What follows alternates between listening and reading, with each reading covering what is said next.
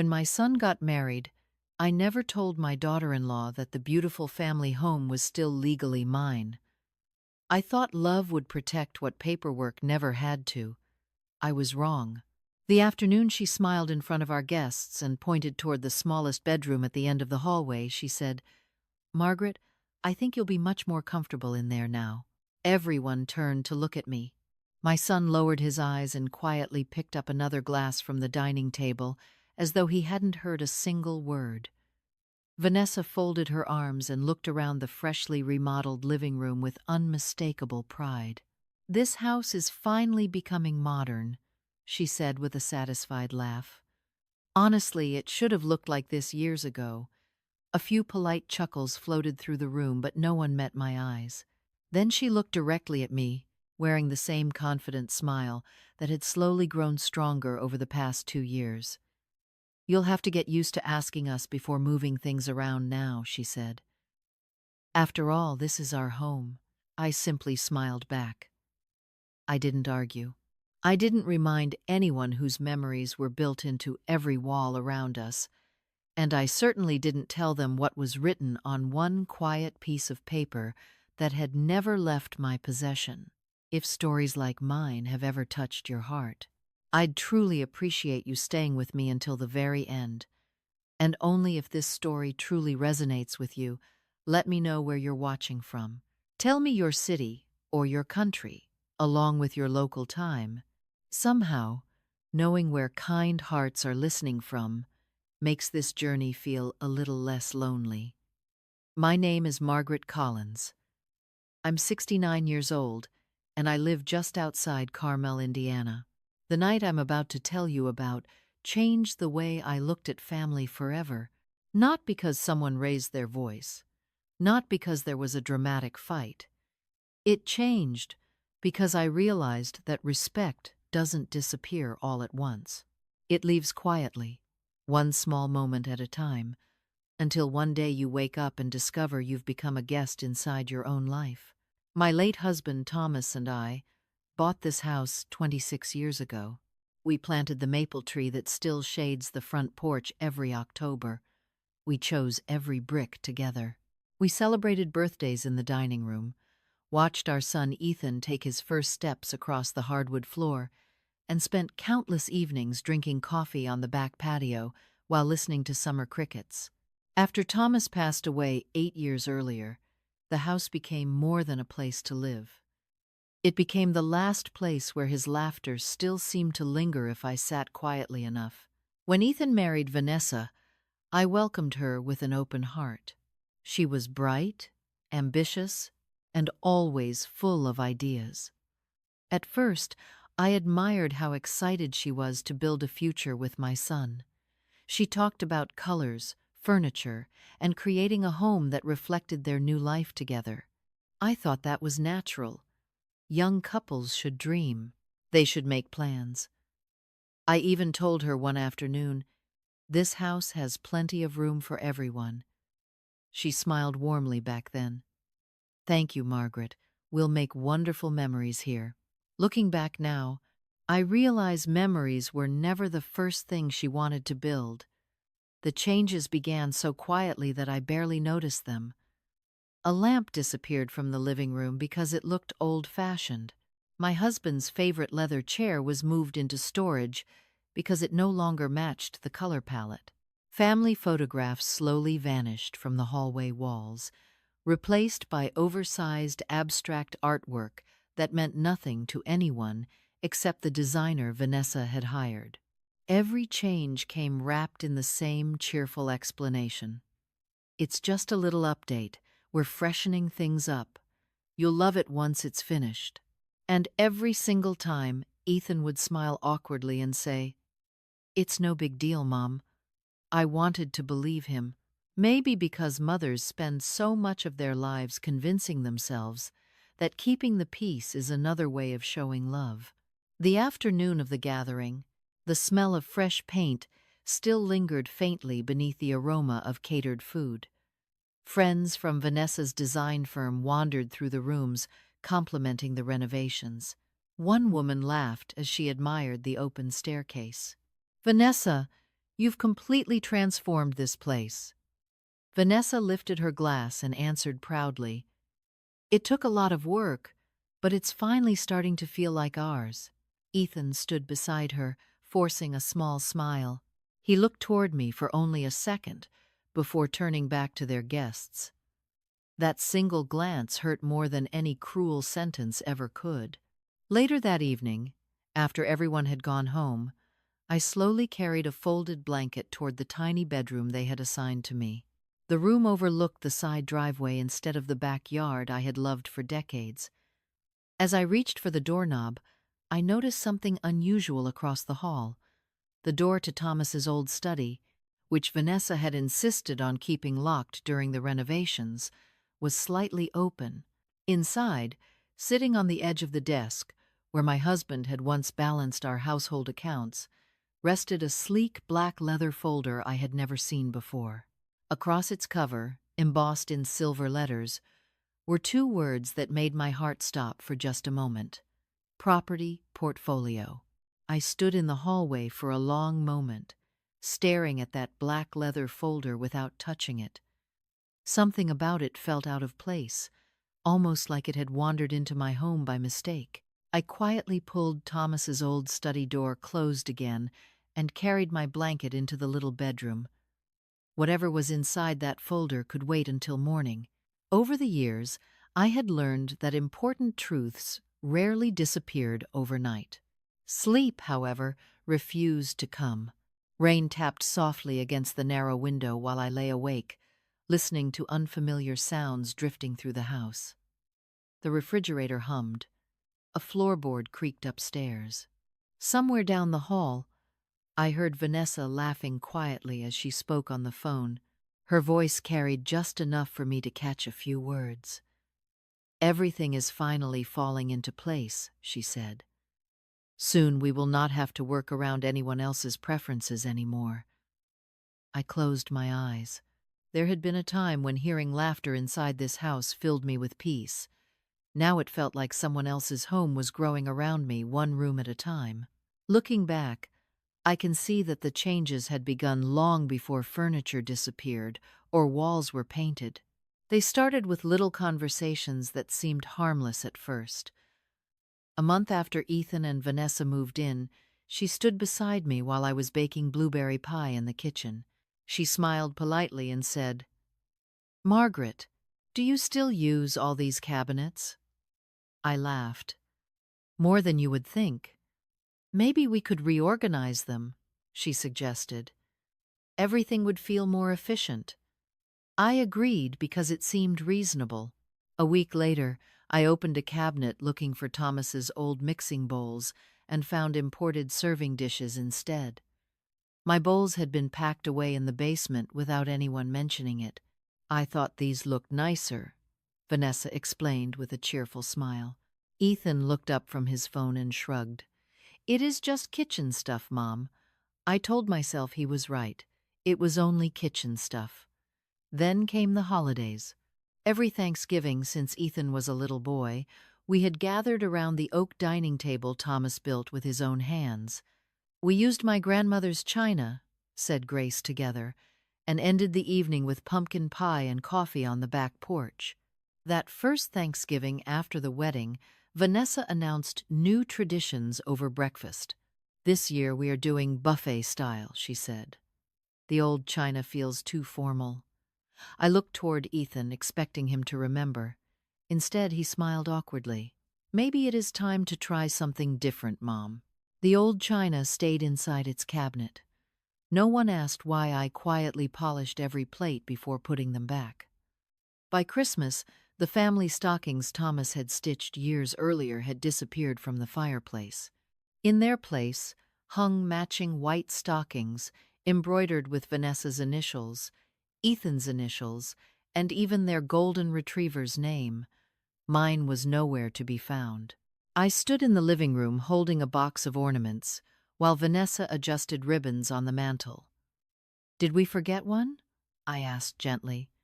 She glanced over her shoulder for only a second. "Oh, I figured yours looked a little dated. I thought we would simplify things this year." Ethan kissed her forehead and said, "It does look nice, Mom." I smiled because that seemed easier than explaining why a missing stocking could hurt more than an empty room. Friends often asked how I managed living with a younger couple. I always answered the same way. We are figuring it out. That was only half true. I was the one doing all the figuring. Every compromise seemed to travel in one direction. Every adjustment somehow became my responsibility. I stopped keeping fresh flowers on the kitchen table because Vanessa preferred minimalist centerpieces. I moved my sewing basket into the laundry room because she said it created visual clutter. I even started drinking my morning coffee on the back porch instead of the breakfast nook after overhearing one of her clients say, "The space feels much cleaner without extra people sitting around." She never realized I heard those words through the open window. Or perhaps she did. One afternoon, my neighbor, Helen, stopped by while I was trimming the roses Thomas had planted years before. She leaned against the white fence and studied my face for a moment. "Margaret," she asked softly, "are you doing all right?" I smiled automatically. "Of course." She looked toward the house before lowering her voice. "Sometimes keeping the peace costs more than people realize." Her words stayed with me long after she drove away. I wish I had listened sooner, because while I kept telling myself these were only small adjustments, someone else was quietly learning that every time I stepped back, another piece of my life became easier to claim. Helen's words stayed with me for days. Sometimes keeping the peace costs more than people realize. I found myself repeating that sentence while watering the flowers along the front walk or folding towels in the laundry room. At first, I thought she was simply worried about me growing older. Now, I understood she had been watching something I had refused to see. The following Saturday, I woke before sunrise, just as I always had. The kitchen was quiet, and the smell of freshly brewed coffee filled the air. I reached for my favorite blue ceramic mug, the one Thomas had bought me during a weekend trip to Nashville nearly 20 years earlier.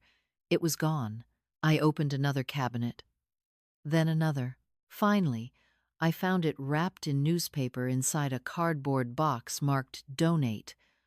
I stood there, holding the mug with both hands, tracing the tiny chip near the handle that Thomas used to joke gave it character. Vanessa walked into the kitchen wearing running shoes and carrying her tablet. She glanced toward the box without slowing down. "Oh, you found that? Why was it packed away?" I asked quietly. She smiled, as if explaining something obvious to a child. "I am simplifying the kitchen. People like cleaner spaces now.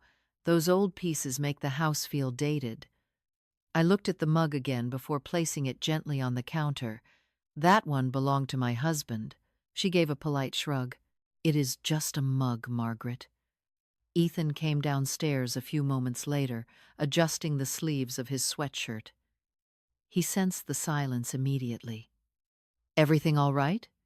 Vanessa answered before I could. "We are just organizing. Your mom gets attached to things." Ethan rubbed the back of his neck and offered me an apologetic smile. "Maybe let Vanessa finish what she started, Mom. She has a vision." I nodded without another word. It was easier than explaining that I was not grieving a coffee mug. I was grieving the steady disappearance of a life that had once been visible inside these walls. Over the next several weeks, the changes became bolder. Vanessa hired contractors without mentioning it to me. She approved deliveries. She selected flooring samples. She scheduled painters. Every decision happened around me instead of with me. One afternoon I came home from grocery shopping and found two men measuring the dining room. "Excuse me," I said. "Can I help you?" One of them smiled politely. "We are preparing for the wall removal." I stared at him. "What wall?" Vanessa appeared carrying a folder full of renovation sketches. "The wall between the dining room and the living room. Open floor plans sell better." I looked toward the framed photograph of Thomas and Ethan that still hung beside the doorway. Nobody asked me. Vanessa sighed. Margaret, you worry too much about sentimental things. Houses have to evolve. I answered softly, homes evolve. Memories should not disappear. She smiled, but there was very little warmth left in it. Sometimes memories hold people back. Ethan arrived just as the contractors were loading their tools into the truck.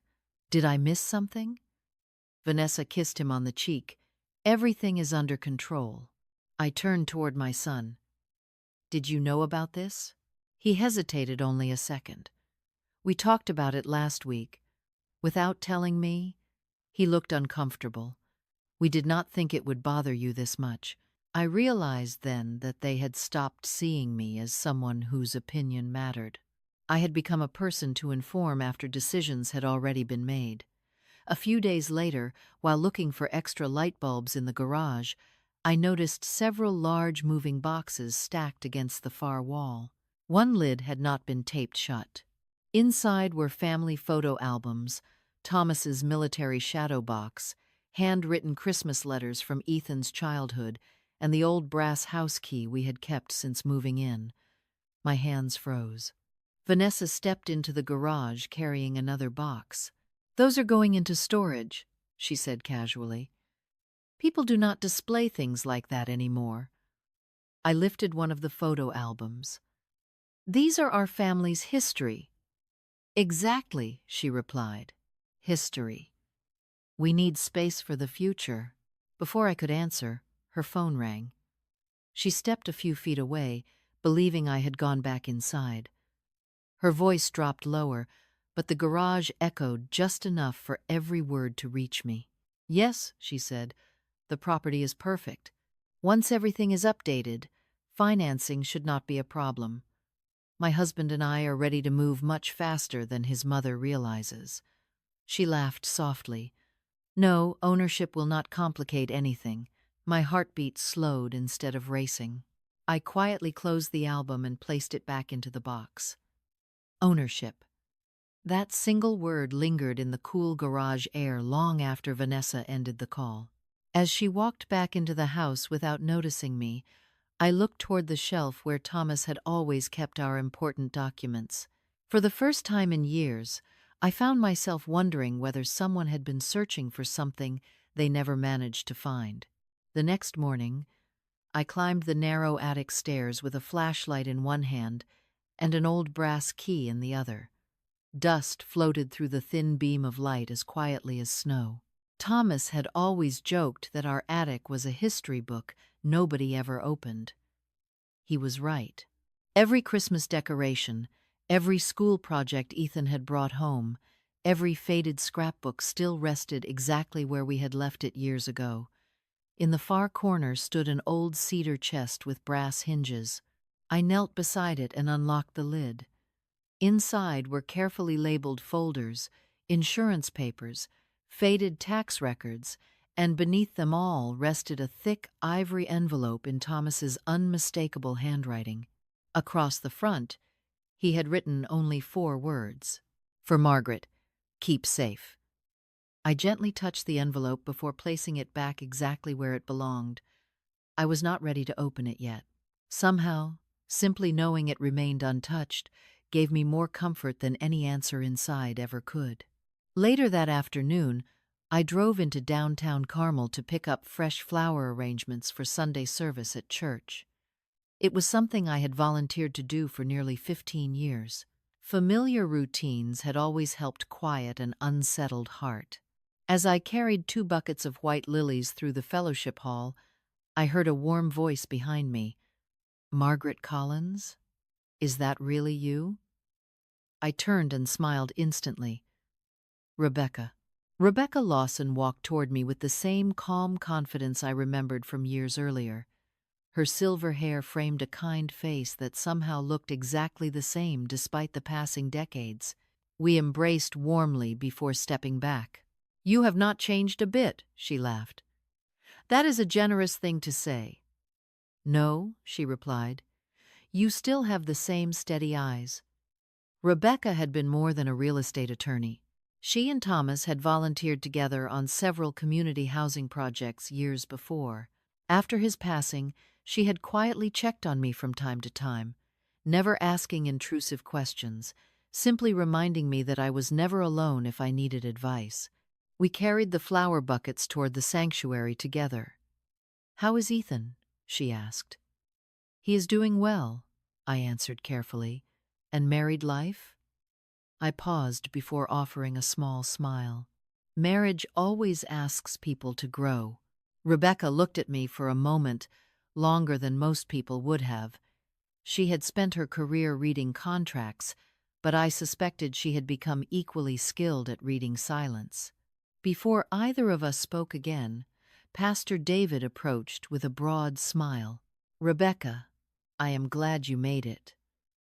Then he noticed me standing beside her. "You know Margaret?" Rebecca laughed softly. "Know her?" Thomas and Margaret trusted me with the biggest investment of their lives. They planned every detail with remarkable care. Pastor David nodded with genuine admiration. "Thomas always struck me as a thoughtful man." "He was," Rebecca answered. "He believed protecting his family meant preparing for circumstances nobody wanted to imagine." My hands tightened slightly around the flower bucket. Rebecca continued without realizing that every word felt heavier than the last. "He insisted everything be handled properly, right down to the last signature. I remember telling him that very few people were so meticulous." Pastor David smiled. "That sounds like wisdom." Rebecca looked toward me again. "Thomas used to say that love should always be generous, but ownership should always be clear." For just a second, neither of us spoke. It was as though Thomas himself had walked quietly through the sanctuary. On the drive home, those words echoed inside my mind. Love should always be generous, but ownership should always be clear. When I pulled into the driveway, I noticed two unfamiliar luxury vehicles parked in front of the house. Through the large front window, I could see Vanessa welcoming several sharply dressed visitors into the living room. Rolls of architectural drawings were spread across the dining table. Sample boards leaned against the fireplace. I remained outside for a moment, watching unnoticed from beneath the maple tree Thomas had planted decades earlier. One of the visitors shook Vanessa's hand and smiled. "This property has tremendous potential," Vanessa answered confidently. "You have not even seen the best part yet." As I quietly stepped onto the front porch, the door opened before I reached for the handle. Ethan looked surprised to see me. "Mom, we were not expecting you back so soon." Before I could answer, one of the visitors approached with an outstretched hand. "Good afternoon," he said politely. "I am Daniel Brooks. I understand this is a beautiful family property." I accepted his handshake with a gentle smile. "Yes," I replied. "It certainly has quite a history." Daniel studied my face for a brief moment, almost as though he sensed there was more to my answer than I had spoken aloud. Then his eyes drifted past me toward the hallway, where an old framed photograph of Thomas still hung alone on the wall. His expression changed ever so slightly, and he quietly asked a question that made the room suddenly feel much smaller. "Mrs. Collins, forgive me, but are you related to the original owners of this home?"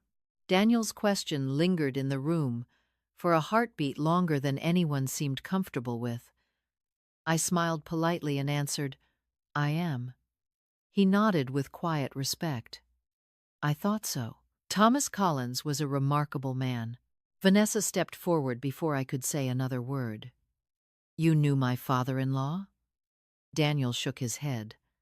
"Not personally, but people in commercial real estate around Indianapolis knew his reputation. He was careful, very careful." Vanessa laughed lightly. "Well, we are trying to bring the property into a new chapter." Daniel returned her smile, though it did not carry the same confidence it had only moments earlier. That is always exciting, he replied. As long as the foundation is solid. I noticed the way his eyes briefly returned to me before he continued looking through the renovation plans spread across the dining table. The conversation shifted toward kitchen layouts, landscaping ideas, and projected property values. I quietly excused myself and carried my groceries into the kitchen. Through the doorway, I could still hear pieces of their discussion. Comparable homes in this neighborhood have appreciated significantly. The updates will increase market appeal. The location alone makes it extremely desirable. They spoke about the house as though it were an investment report, instead of the place where an entire family had grown up. I stood at the kitchen sink washing strawberries, listening to voices rise and fall behind me. For the first time, I realized none of them had asked a single question about the people who had built the home. They were measuring square footage, not memories. After the visitors left, the house grew unusually quiet. Ethan found me on the back patio just before sunset. I was sitting in Thomas's old wooden chair, watching a pair of robins gather twigs beneath the maple tree. He leaned against the porch railing with both hands tucked into his pockets. "Mom," he said gently, "I hope today did not make you uncomfortable." I looked out across the yard before answering. "Do you remember planting that maple with your father?" He smiled faintly. "I was about 8. You insisted on using the biggest shovel." He laughed softly. "Dad said I buried more dirt on my shoes than around the roots." For a brief moment, we were simply mother and son again. Then the silence returned. "Vanessa has big plans," he finally said. "She wants us to build something successful together." "I know she does. She thinks long term." I turned toward him. "And what do you think?" Ethan hesitated. "I just want everyone to be happy." I nodded slowly. Sometimes trying to make everyone happy means no one feels truly seen. He lowered his eyes without answering. Before going back inside, he quietly placed a hand on my shoulder. It was a small gesture, but it reminded me that somewhere beneath the uncertainty, my little boy still existed. Later that evening, I carried a box of old family photographs upstairs to the tiny bedroom. I wanted something familiar in a room that still felt borrowed. As I arranged the frames on the dresser, one photograph slipped from my hands. The glass did not break, but the backing came loose. Folded behind the picture was a yellowed receipt dated 26 years earlier. It listed the final payment for the house, signed by both Thomas and me. I smiled sadly. Thomas had hidden little reminders everywhere, almost as though he knew one day I would need them.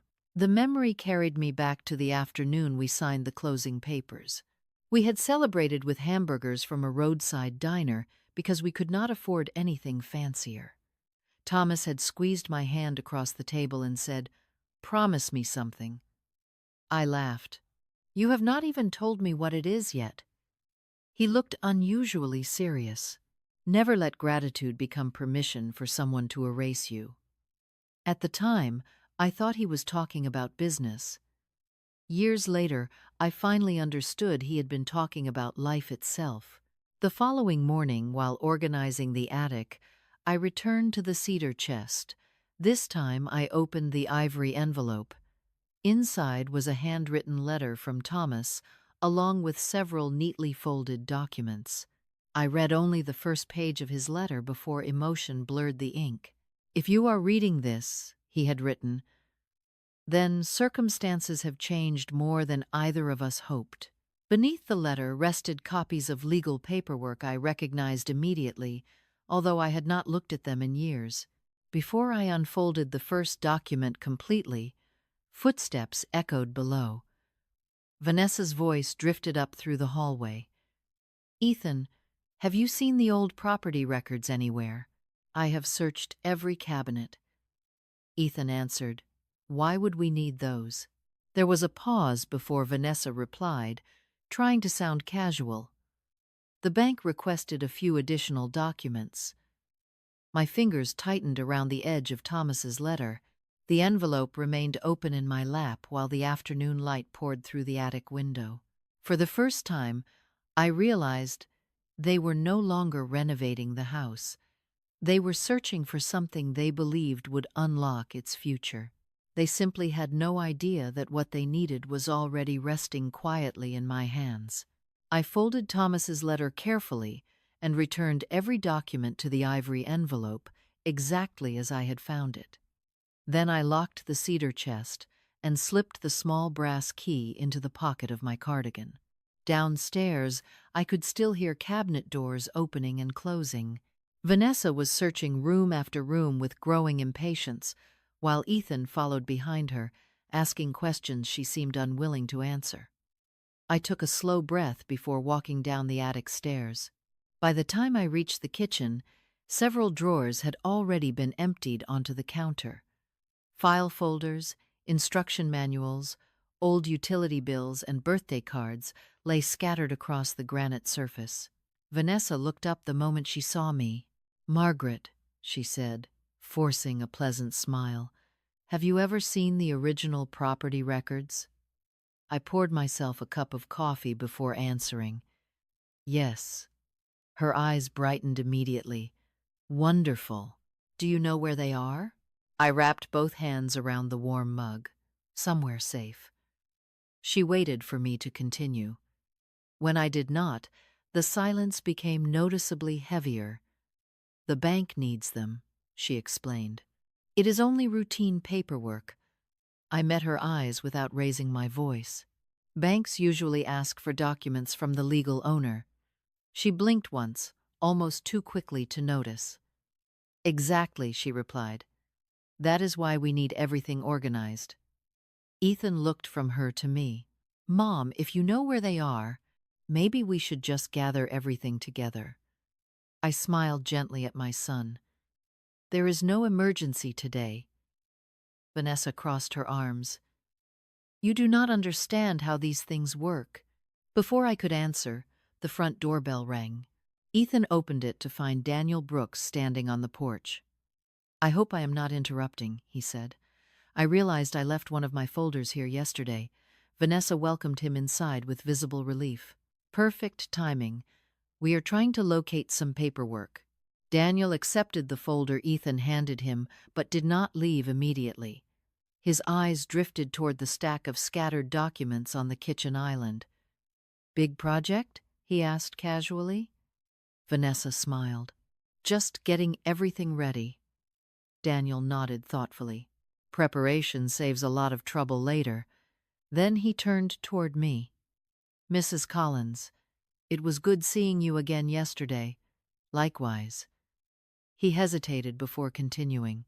"Your husband once gave a presentation to a builders association years ago.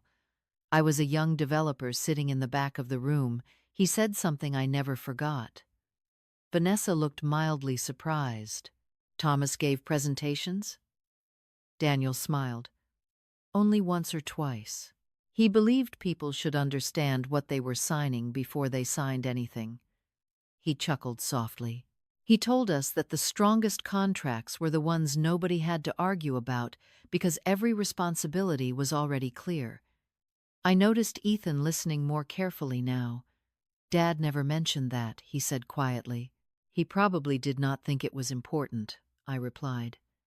"Your father believed actions mattered more than recognition." Daniel nodded in agreement. "That sounds exactly like the man people described."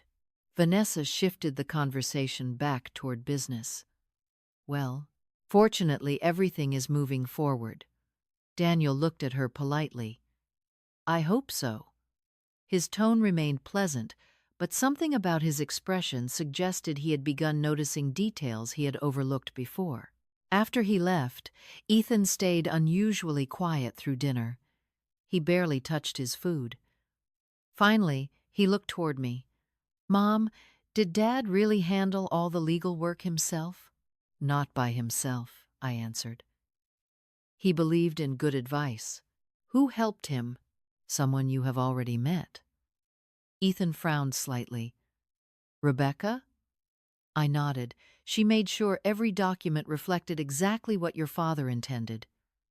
Vanessa immediately set down her fork. Rebecca Lawson? Yes. The real estate attorney? The same one. She forced another smile, but I noticed the confidence behind it had begun to crack. Maybe we should schedule a meeting with her just to make sure our paperwork is complete. I stirred my tea slowly before answering. That may be a good idea. Ethan looked relieved. Then we can clear everything up. Sometimes clarity is a gift, I said softly. Sometimes it is a surprise. Later that evening, while taking the trash bins to the curb, I noticed a dark sedan parked across the street. Rebecca stepped out and waved. I was in the neighborhood after meeting a client, she called. I thought I would return something Thomas once asked me to safeguard until the right time. She walked toward me, carrying a slim, locked document case, no larger than a briefcase. Without opening it, she placed it gently into my hands. I believe, she said with quiet certainty, that the right time has finally arrived. Before I could respond, headlights turned into the driveway behind us. Vanessa stepped out of her car, froze at the sight of Rebecca standing beside me, and stared silently at the locked case resting in my hands. Vanessa remained beside her car, her hand still resting on the open door. Her eyes moved from Rebecca to the locked document case, and then to me. For the first time since she had married Ethan, I saw something unfamiliar on her face. It was not confidence. It was uncertainty. Rebecca offered her a courteous smile. "Good evening," Vanessa answered after a brief pause. "Good evening." Ethan stepped onto the porch, noticing the silence almost immediately. "Rebecca? Is everything all right?" "Everything is perfectly fine," Rebecca replied. "I simply stopped by to return something that has been in my care for many years." Ethan looked at the case in my hands. "What is it?" Rebecca answered calmly. "Something your father wanted your mother to have when the timing was appropriate." No one spoke for several seconds. Even the evening breeze seemed quieter than before. Vanessa finally cleared her throat. "If it concerns the house, perhaps we should all discuss it together." Rebecca looked toward her with the same measured expression she had worn since arriving.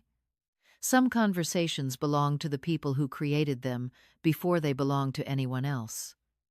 She gently touched my arm. "Call me whenever you are ready." Then she walked back to her car and drove away.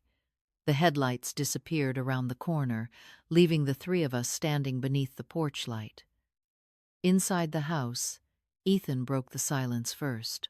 "Mom, why did Dad leave something with Rebecca instead of us?" I carried the document case into the living room before answering. "Because your father believed that important things should be protected from emotion until the right moment." Vanessa sat on the edge of the sofa, trying to sound composed. "We are family. There should not be secrets between us." I looked at her gently. "Some things are private. That is different from being secret." She folded her hands together. "I just think transparency prevents misunderstandings." Before I could answer, Ethan spoke quietly. "Maybe we should listen before assuming anything." His words surprised both of us. Vanessa glanced toward him. "You are taking this much more seriously than I expected." Ethan sighed. "I do not know what to think anymore." The following morning, the atmosphere inside the house had changed. Breakfast was unusually quiet. Vanessa checked her phone every few minutes. Ethan stared into his coffee without speaking. I watered the herbs on the kitchen windowsill just as I always had. Routine has a way of calming the heart when answers have not yet arrived. Around 10 o'clock, the doorbell rang again. A courier delivered a sealed overnight envelope addressed to Vanessa. She thanked him quickly before opening it at the kitchen island. As she read the first page, the color slowly faded from her face. Ethan noticed immediately. "What happened?" She forced a small laugh that sounded nothing like her usual confidence. Nothing important. Vanessa. She hesitated before handing him the letter. He read silently for nearly a minute. They postponed the financing review? She nodded. They are requesting additional verification. Ethan looked confused. Why? Apparently, the lender wants complete ownership documentation before moving forward. He frowned. I thought that was already standard. Vanessa avoided his eyes. It usually is. I quietly placed fresh blueberries into a bowl and continued preparing breakfast. No one asked me a single question. By lunchtime, another difference had become impossible to ignore. Ethan had begun asking questions Vanessa clearly did not want to answer. When did you first speak with the lender? A few weeks ago. Why did not you tell me? Because I wanted everything organized first. What exactly were you planning? She placed her fork on the table a little harder than she intended. I was trying to build something better for us. Ethan leaned back in his chair. By using the house? She answered carefully. By using an opportunity. Without talking to Mom? Vanessa looked frustrated. I thought everyone wanted the same future. Ethan shook his head slowly. I am not sure we even talked about the same future. I remained silent. There was nothing I needed to add. The questions now belonged to them. That afternoon, Helen stopped by with a basket of tomatoes from her garden. She greeted all of us warmly before quietly pulling me aside near the porch. Word travels fast in small neighborhoods, she said gently. I smiled. Apparently it does. She looked toward the house before lowering her voice. People have noticed contractors coming and going. Some are wondering whether the property has changed hands. I answered honestly. No, it has not. Helen nodded with quiet understanding. I thought so. Before leaving, she looked at me with kind eyes. Sometimes the truth does not need defending. It only needs time. As the sun began to set, my phone rang. Rebecca's name appeared on the screen. Margaret, she said after I answered, I received a call this afternoon from someone representing a lending institution. I remained quiet. They asked several questions they should not have needed to ask if everything had been presented accurately. My heart stayed calm. What did you tell them? Rebecca paused before answering. Only the truth. Another brief silence followed. Then she added, They have requested a formal meeting at my office in Indianapolis. They want every interested party present before they make their final decision. I slowly looked through the front window. Ethan was standing alone beneath the maple tree, while Vanessa paced across the driveway with her phone pressed tightly against her ear. Neither of them noticed me watching. Rebecca spoke one final sentence before ending the call. Margaret, I suggest you bring every original document Thomas ever asked you to keep. By this time tomorrow, everyone in that room will know exactly who has been standing on solid ground all along. The drive to Indianapolis felt quieter than any road I had traveled in years. Morning sunlight stretched across the interstate, while Ethan kept both hands firmly on the steering wheel. Vanessa sat beside him, reading and rereading emails on her phone without saying much. I sat in the back seat with Thomas's ivory envelope resting inside the locked document case Rebecca had returned to me. No one asked what was inside. By then, I think each of us understood that answers were waiting for us, whether we welcomed them or not. Rebecca greeted us in the conference room with the same calm professionalism she had always carried. Daniel Brooks was already there, along with a representative from the lending institution named Michael Turner. Several folders rested neatly on the polished oak table. There was no tension in Rebecca's voice as she invited everyone to sit down. Thank you for coming, she said. This meeting exists for one purpose only, to make certain every decision moving forward is based on accurate information. Michael adjusted his glasses. That is our only concern as well. Vanessa leaned forward. Then hopefully we can resolve whatever misunderstanding has delayed the financing. Rebecca nodded. I believe we can. She opened one folder and placed a certified copy of the property's deed in the center of the table. The room became remarkably still. Michael studied the document carefully before looking up. According to county records, the legal owner is Margaret Collins. Rebecca quietly slid another document beside it. The ownership has remained unchanged since the property was purchased 26 years ago.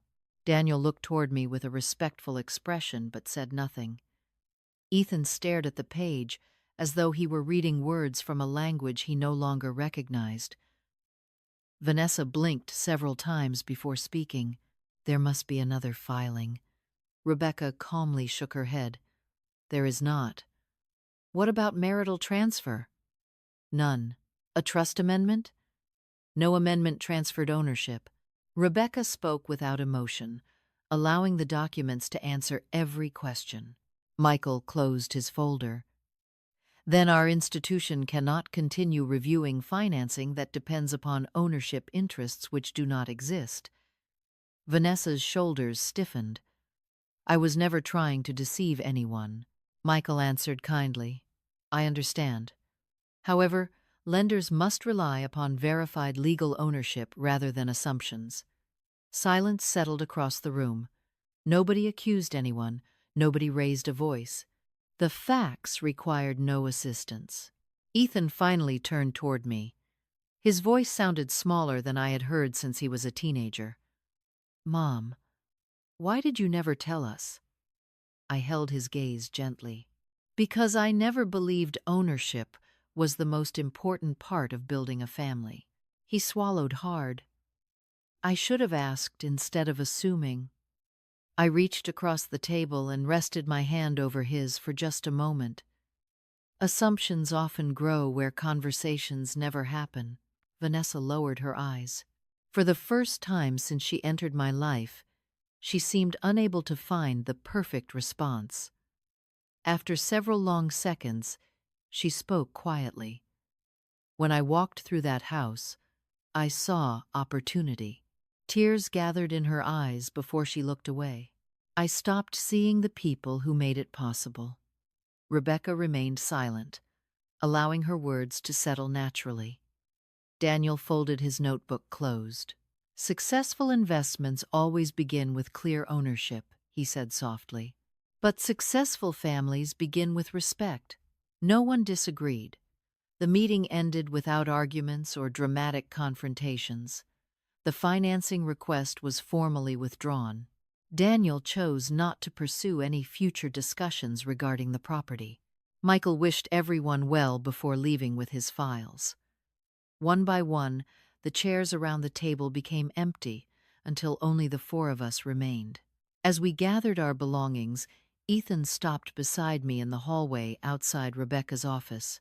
Mom, he said quietly, I spent so much time trying to avoid conflict that I never noticed I was leaving you to carry it alone. His voice broke slightly. I am sorry. I looked into the eyes of the little boy who once insisted on digging the biggest hole for our maple tree.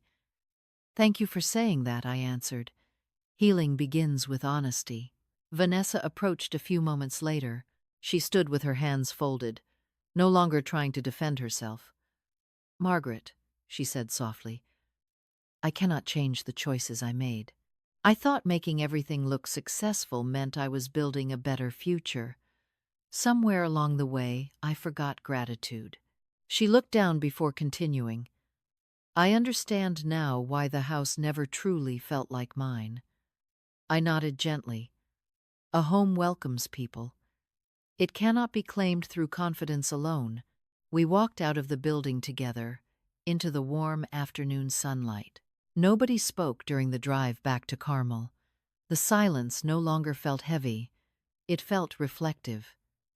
When we turned onto our street, the maple tree stood exactly where Thomas and Ethan had planted it decades before, its branches moving gently in the breeze as though nothing had changed. In some ways, nothing had. The house had remained exactly where it always belonged. The people inside it, however, were only beginning to find their way home. Life did not become perfect after that meeting in Indianapolis. Real life rarely works that way. Healing is quieter than heartbreak, and trust takes much longer to rebuild than it does to lose. When we returned home that afternoon, the house felt strangely different, even though every wall, every window, and every floorboard remained exactly where they had always been. The difference was not in the house, it was in the silence. For the first time in a long while, nobody was pretending. During the following week, the contractors stopped coming. The renovation plans disappeared from the dining room table. The sample boards were packed away, and the endless conversations about increasing property value slowly faded into ordinary discussions about groceries, work schedules, and dinner. One evening, Ethan knocked gently on the door of my little bedroom. "Mom," he said quietly, "can we talk?" I nodded and invited him inside. He looked around the room for a moment before sitting on the small chair near the window. "I keep thinking about Dad," he admitted. "The older I get, the more I realize how much I missed, because I was always rushing toward the next thing." I smiled sadly. "Your father never rushed." "Sometimes I used to wish he would." Ethan laughed softly before his eyes became serious again. "I failed you." I shook my head. "You lost your way for a while. That is not the same thing." He lowered his head. "I should have spoken when Vanessa kept making decisions that pushed you aside. Every time I stayed quiet, I convinced myself I was keeping the peace." I reached over and gently squeezed his hand. Peace built on silence is often only another name for fear. He nodded slowly. "I understand that now." A few days later, Vanessa asked if we could have coffee together on the back patio. It was the first time she had invited me instead of simply informing me about something. She placed 2 mugs on the small wooden table, and I noticed she had quietly found my old blue ceramic mug and washed it carefully. The tiny chip near the handle was still there. She wrapped both hands around her own cup before speaking. "I owe you more than an apology." I waited patiently. "When I married Ethan, I believed building a beautiful life meant creating a beautiful house. I focused on appearances because that was what my career rewarded. Somewhere along the way, I stopped seeing the difference between improving a space and replacing the people who gave it meaning." Her voice trembled slightly. "You welcomed me into your home, and I slowly behaved as though you were the guest." I looked out toward the maple tree before answering. "Respect is not measured by words spoken during holidays. It is measured by the ordinary choices we make every day." Tears filled her eyes. "I know." She reached into a small paper bag and carefully placed several framed family photographs on the table.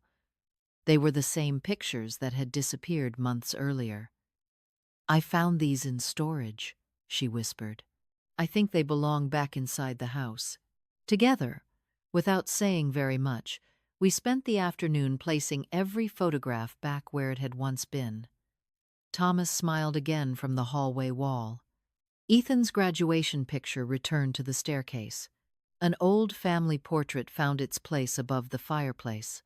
None of it erased the past, but each frame felt like a quiet promise that memories would no longer be treated as clutter. 2 weeks later, Ethan surprised me with another conversation. "Mom," he said, "while we work together in the garden, Vanessa and I have decided to find a place of our own."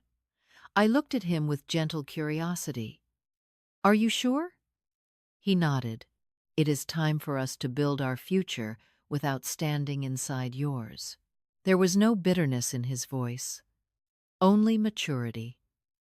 They found a modest home a few miles away in Carmel. It was smaller than this one, but every time I visited, I could see something had changed. They discussed decisions together. They listened before answering. There were family photographs on their shelves, and one afternoon I noticed my blue ceramic mug sitting in their kitchen cabinet beside theirs. Vanessa smiled when she caught me looking at it. I bought one just like it, she said. Not because it is fashionable, because now I understand why it mattered. Rebecca stopped by one Saturday morning carrying a loaf of homemade bread. We sat on the porch while the autumn leaves drifted across the yard. She looked toward the maple tree and smiled. Thomas would be proud. I looked at the branches swaying gently against the blue Indiana sky. I hope he would be proud of all of us. We still have a lot to learn. Before she left, Rebecca handed me the small brass key from the document case. I believe this belongs with you. I turned it over in my hand before slipping it into my pocket beside the old attic key. One protected important papers. The other protected memories. Somehow, they now felt equally valuable. That evening, I carried my rocking chair onto the front porch, exactly where Thomas and I had spent countless sunsets together. I watched neighborhood children ride their bicycles down the street while the maple leaves danced in the cool October breeze. For the first time in years, I no longer felt the need to defend my place in the world. I had never needed to prove my worth through ownership. I only needed the courage to protect my boundaries with kindness and clarity. If you have ever found yourself becoming invisible inside your own family, I hope you remember this. Loving people does not require surrendering your dignity. Healthy boundaries are not walls that keep love out. They are doors that allow respect to walk in. Your kindness is a gift, but it should never become permission for others to erase your voice. Stand calmly. Speak honestly. Protect what truly matters, and trust that genuine love will never ask you to disappear in order to belong. If this story touched your heart, I would be grateful if you gave it a like, subscribed to the channel, and shared it with someone who may need the reminder that self-respect and compassion can exist together. The lesson I carry with me is simple. A house becomes a home through love, but a family remains a family only when respect lives there too. Thank you for spending this time with me, for listening with an open heart, and for allowing my story to become part of yours. Until we meet again in another story, may your home be filled with peace, your heart with quiet strength, and your future with people who see your worth before they ever see what you own.